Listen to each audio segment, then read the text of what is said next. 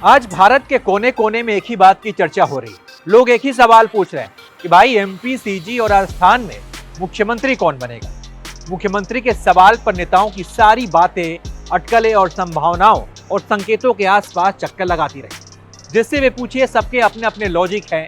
कोई अलग अलग समीकरण समझा रहा है तो कोई कुछ और कह रहा है। लेकिन आज इस वीडियो में आपको ये बात पता चल जाएगी कि भाई भाजपा के वरिष्ठ नेताओं यानी आला कमान के मन में क्या है। भाजपा के नेताओं से बातचीत और पार्टी के पूर्व के फैसलों को अगर ध्यान में रखें तो दो बातें क्लियर होती है। पहली बात यह कि बीजेपी का जो आला कमान है वो दूसरी पंक्ति के नेताओं को पहली कतार में लाने की तैयारी कर रहा है। और दूसरी बात यह कि भाजपा 15 साल आगे के हालात को ध्यान में रखते हुए लीडरशिप को डेवलप करने में जुटी हुई। यानी ये दो बड़े सिद्धांत हैं जिसको लेकर पार्टी गंभीर है और इसी को आधार बनाकर भाजपा मुख्यमंत्री का चयन करेगी। यानी फॉर्मूला नंबर 1 ये होगा कि इसमें मुख्यमंत्री के साथ साथ डिप्टी सीएम बनाने की बात कही जा रही है।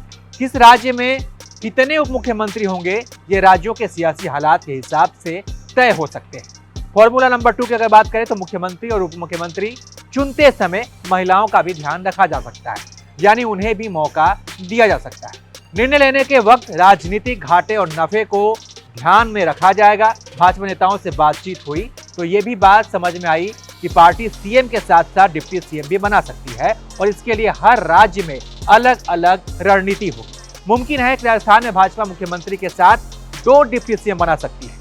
इनमें से अगड़ी जाति, ओबीसी और दलित को चांस मिल सकता है। एमपी में भी मुख्यमंत्री के साथ 2 डिप्टी सीएम बन सकते हैं। इसके अलावा इसमें यहाँ पर यह होगा कि एक अगड़ी जाति का कोई सीएम होगा और दूसरा ओबीसी या तीसरा आदिवासी डिप्टी सीएम हो सकता है। इसी तरह छत्तीसगढ़ के लिए अलग स्ट्रेटेजी है। वहां मुख्यमंत्री के साथ डिप्टी सीएम भी हो सकता है, जिसमें भाजपा एक आदिवासी और एक गैर आदिवासी को सीएम और डिप्टी सीएम की कुर्सी सौंप सकती है।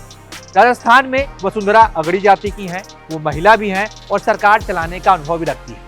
अगर वो सीएम बनी तो ओबीसी वर्ग से आए बालकनाथ को, जिन्हें पार्टी डिप्टी सीएम बना सकती है। अर्जुन राम मेघवाल हालांकि ये चुनाव नहीं लड़े हैं, लेकिन ये दलित हैं और उनके नाम की भी चर्चा है, तो उन्हें भी डिप्टी सीएम पद दिया जा सकता है। अगर बात एमपी की करें तो एमपी में शिवराज सिंह चौहान ओबीसी, उनके पास सरकार चलाने का लंबा अनुभव है। अगर पार्टी ने उन्हें मुख्यमंत्री बनाया तो नरेंद्र सिंह तोमर को भी बड़ी जिम्मेदारी दी जा सकती है।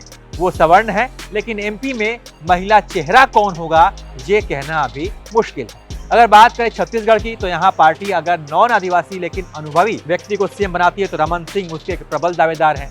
डिप्टी सीएम के तौर पर आदिवासी समुदाय के विष्णुदेव साय का नाम भी आ सकता है। अगर महिला को शामिल करना चाहते हैं तो रेणुका सिंह भी डिप्टी सीएम हो सकती हैं।